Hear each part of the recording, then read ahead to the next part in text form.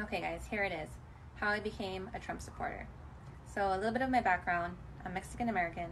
My grandma immigrated here from Mexico with her 10 brothers and sisters. And I think, like a lot of Latino families, family really means everything to me. So, when the kids in cages thing happened, I was very upset. I immediately went into action on my social media and I organized a fundraiser where we raised over $1,000 for the Mississippi Immigrants Alliance Fund, and I had been very vocal about Trump ever since. So another thing that recently happened was coronavirus. Okay, I'm also a personal trainer, health coach. I own a studio. Been doing this for over 8 years. So when this happened and there was no talk of the immune system and there was no talk about smoking, and they're really pushing people to order takeout and giving out free McDonald's and passing legislation to have curbside alcohol and delivery. And it just made me wonder, like, if this is really about health, like, this is very suspicious. So I started following all these pages, doing all this research, and then the whole hydroxychloroquine thing came up with Trump. And I saw how the media, like, seriously went ham on him. You know, every outlet was talking about it, memes were created. It was like an all-out attack on the hydroxychloroquine thing. So then in my research, I started seeing that there's hundreds of doctors talking about how they're saving thousands of lives with hydroxychloroquine. And it just made me wonder, like, is there something to this fake news story? Like, is there something to this? So then I saw the fish tank cleaner thing and how they're saying that he got a man killed because this couple drank fish tank cleaner. And in my research and in the pages I follow, it turned out that that woman is actually now being investigated for murder. So the fish tank cleaner story was all over social media, but the murder of the man or the investigation was not. So that made me wonder as well. And then I kind of just started doing my own research. I said, well, let me look into this. And the first thing I found was that the Obama administration was actually the one who started the whole kids in cages thing, and that there was more people deported under his administration, and that Trump has one of the highest naturalized citizen rates in over 5 years. So I posted that on my social media, and one of my followers sent me a video of Anna Paulina talking about how she wants closed borders. And I was very surprised because over here, like when I was a Democrat, they're telling us that we need to abolish ICE and how this is wrong. If you're a Mexican, how dare you support this? And then she went into detail about what happens to these people who are brought over illegally.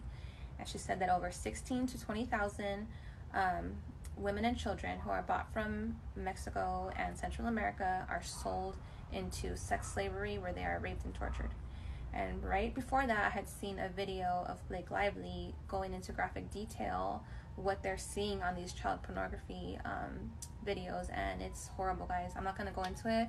You can look it up for yourself, Blake Lively. So right before that, I had also seen the Pizzagate stuff, like a Pizzagate deep state fall of the cabal. According to this Pizzagate theory, there is an elite group of pedophiles who rape and torture children and then drink their blood. And I know that sounds like insane. I know, I get it. I didn't want to believe it at first, but now I really do believe it. Okay, so all that's going on, and then I'm just connecting the dots. What other perfect victim is there than an undocumented child for that kind of thing?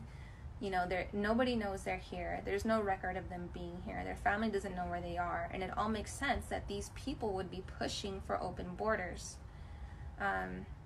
Another thing, the Epstein thing. So right now, circulating social media is this one picture of Trump with Jeffrey Epstein.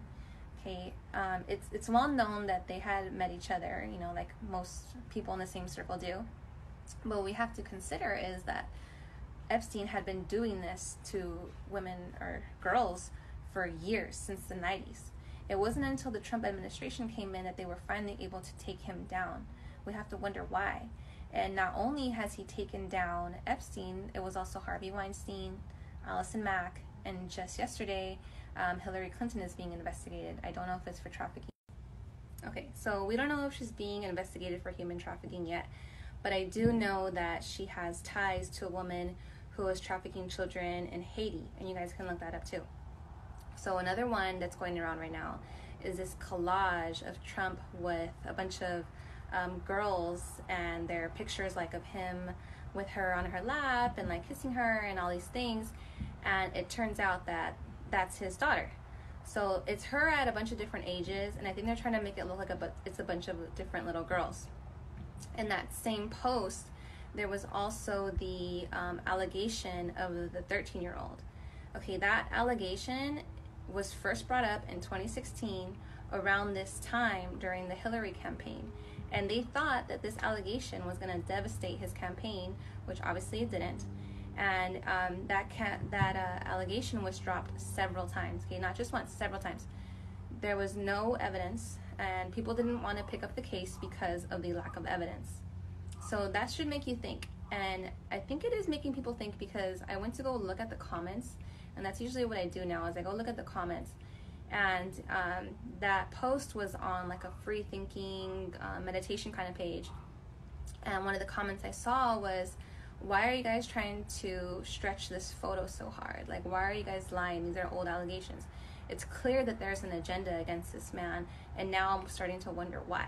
So I saw that, and it really excited me, because I know you're just going to create more Trump supporters. You're going to create more people like me who start asking these questions and start doing their own research. And another thing they do is like these snippets of his speeches and like the tweets. For example, the looting and the shooting thing. So he said, when the looting starts, the shooting starts. Well, that was what was shown. And people, the media automatically said he's trying to incite a race war. And now people are using that exact line and saying it all over their social medias. He actually went back to explain what he was talking about. When violence starts, that you're going to create more violence. And it's not going to be cops shooting protesters. It's going to be looters shooting other looters, shooting cops. And we've seen that now. You guys have seen that image of the retired police officer that was shot and killed trying to protect a store. And there's a lot of more stories going around like that. So that turned out to be very true. Another thing I think we have to really understand is, when you hate someone, when you truly hate someone, and you see something, you have to take a step back and process it, because you have a very strong bias. And I know that because I was like that. When I was telling my mother-in-law something about Trump, and she goes, no, Trump is a good man because he brought peace to the Holy Land.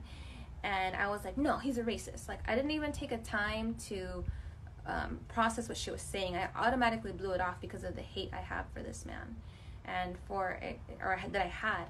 And that's why they have things like jury selection, because they want to make sure that you don't have a bias. And if you do, they recuse you because you're not fit to judge this person. So you have to take that into consideration. One of the ones that's going around today is another one from 2016, when he says, what do you have to lose? And they're trying to make it sound like, first of all, he said it like yesterday, and it's an old video. And what he was talking about is that the unemployment rate at that time was so low, so why not take a chance on him? And just so you guys know, during Trump's administration, prior to coronavirus, unemployment for African Americans, Latinos, and women was at like an all-time low. So he's doing the things that he promises. That's important to take into consideration too. And there's so much fake news, guys, and honestly, it doesn't bother me. It doesn't frustrate me. It honestly excites me, because I know that you're just going to create more Trump supporters.